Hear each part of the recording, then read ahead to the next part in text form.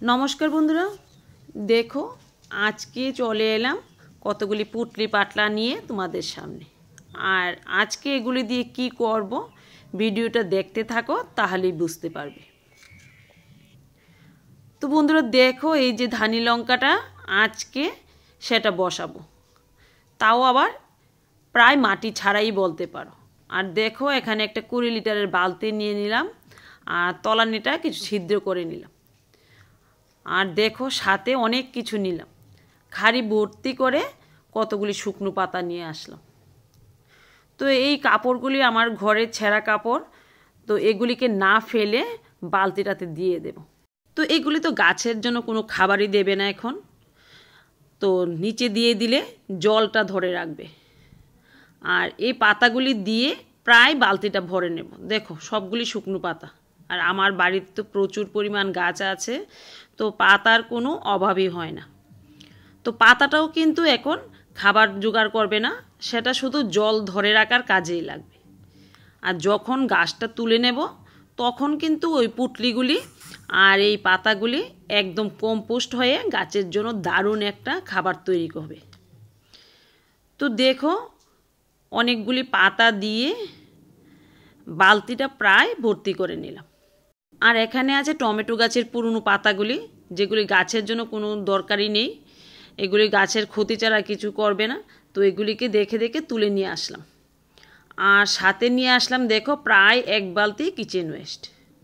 তো সবগুলিকেই দিয়ে দিলাম।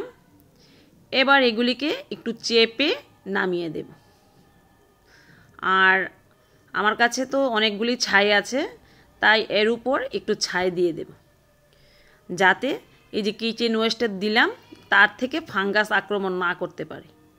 তো তোমরা চাইলে ছাই নাও দিতে পারো, না থাকলে হলুদ গুঁড়ো দিয়ে দিতে পারো, আবার একটু চুনের জলও দিয়ে দিতে পারো, তাতে ফাঙ্গাস আর আক্রমণ করবে না।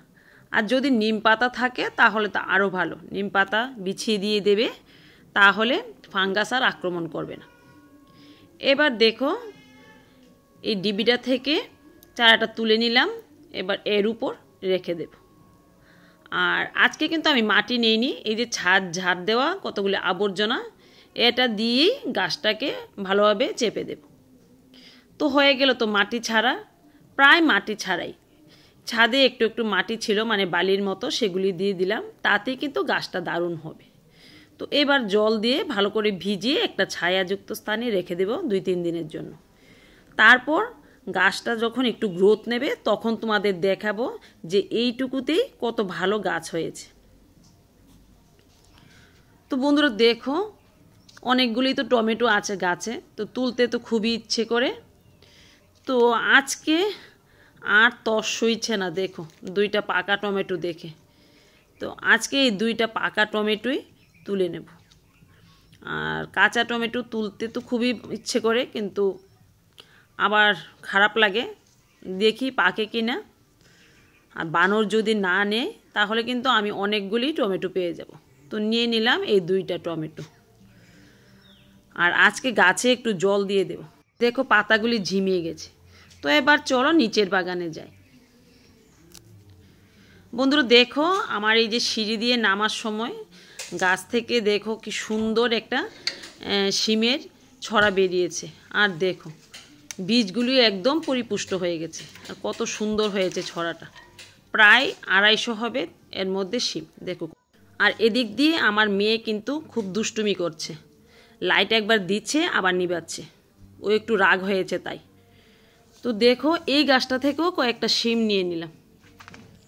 এবার বন্ধুরা এখান থেকে নিয়ে নেব কয়েকটা বেগুন।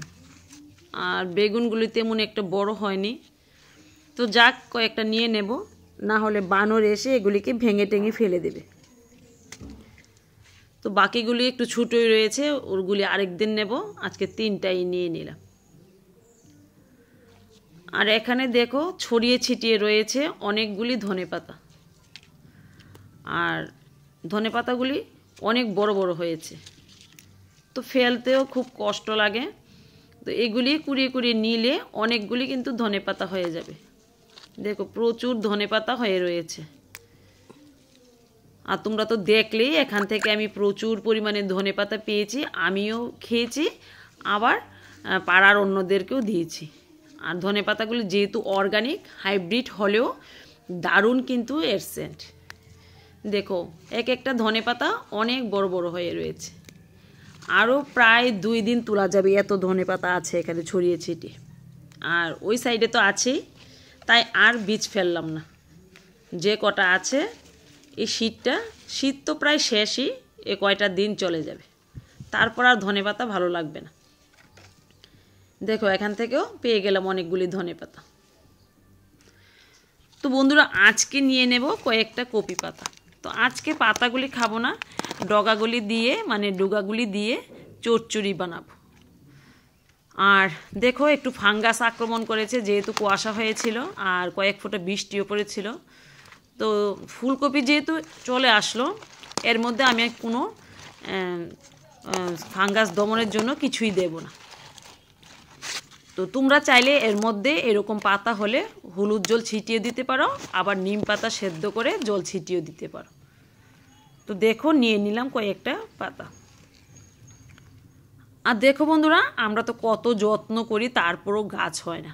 আর এখানে দেখো বালিতে একটা ডাটা গাছ হয়েছে, অনেক বড় হয়েছিল, আগাটা কেটে নিয়ে খেয়ে ফেললাম।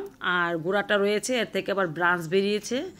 কিছুদিন আগে পাশের বাড়ির মাসি কতগুলি বীজ নিয়েছিল, আর বাকিগুলি রয়ে গেছে, এইগুলিকে আজকে তুলে নেব। তো এগুলি দিয়ে আমার সারা বছর কিন্তু হয়ে যাবে ডাটা। তো এবার মূলা নেওয়ার পালা। আর মূলাগুলি খেতে পারছি না বন্ধুরা, খুবই খারাপ লাগছে। দারুণ কিন্তু মূলা হয়েছিল, আর আমি মূলাটা খুবই ভালোবাসি। তো দেখো এই মূলাটা কিন্তু দারুণ হয়েছে। আর যেহেতু আমি দেখে দেখে ভালো মূলাগুলো তুলে নিলাম, এখন মূলাগুলি তেমন একটা ভালো না, তবে একদম যে খারাপ সেটাও কিন্তু নয়, খাওয়ার মতো।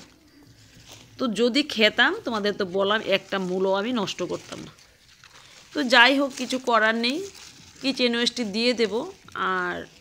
আর মনে হয় 1-2 দিন মূলা নিতে পারবো। বন্ধুরা মূলাগুলি তুলে মাটিটাতে কিছু খোল ছিটিয়ে দিয়ে কুপিয়ে রাখবো প্রায় 15 দিনের জন্য। আর এর মধ্যে মাঝে মধ্যে একটু দিয়ে দেব ভাতের ফেন, তাতে কিন্তু মাটিটা একটা দারুণ মাটিতে তৈরি হবে। আর দেখো এখানে সর্ষে গাছগুলি মানে সর্ষে শাকগুলি একটু বড় হয়েছে। আজকে দেখো এই যে বেগুন গাছের গোড়ার পাতাগুলি, সেগুলি সবগুলি দেখে দেখে তুলে ফেলে দেব, তাতে গোড়াটায় যেমন সূর্যের আলো পাবে, আলো বাতাস পাবে, তেমনি পাতাগুলিতে আর ফাঙ্গাস আক্রমণ করবে না। তো এই গাছটাতে কিন্তু আমি দেখতে পাইনি কয়েকটা পাতাতে ফাঙ্গাস আক্রমণ করেছে। তো এগুলি তুলে ফেলে দিলেই ভালো হয়। এই দেখো, তো আমি চাইলে একটু সার্ফের জল গুলে ছিটিয়ে দিতে পারতাম, তাতে ফাঙ্গাসগুলি নষ্ট হয়ে যেত। তো আমি তা না করে পাতাগুলি তুলে ফেলে দিলাম, তাতে কিন্তু ফাঙ্গাসের আক্রমণটা কিছু কমবে। তো এখানে পাতাগুলি ফেলে দিলাম। আর তোমরা চাইলে এর মধ্যে নিম পাতা সেদ্ধ করে জলও দিতে পারো, সার্ফের জলও ছিটিয়ে দিতে পারো, তাতে ফাঙ্গাস আক্রমণ হবে না। আর দেখো এখানে গাজরগুলি প্রায় বাড়তে শুরু করেছে, তো দেখা যাক কখন তুলি। তো বন্ধুরা আজকে বাগান থেকে কি কি পেলাম দেখো। পেলাম কতগুলি মূলা, পেলাম বেগুন, শিম, ধনেপাতা, কপি পাতা, 2টা টমেটো পেলাম, আর গাছ থেকে একটা ছোট্ট পেঁপে পেয়ে গেলাম। তো হয়ে গেল তো আজকে অনেকগুলি সবজি। তো তোমরা এইভাবে বাগান করো আর প্রতিদিন আমার মতো কিছু না কিছু সবজি তুলে খাও, মানে অর্গানিক সবজি। ঠিক আছে, আজকের মতো এখানেই রাখছি, দেখা হবে আগামী দিন।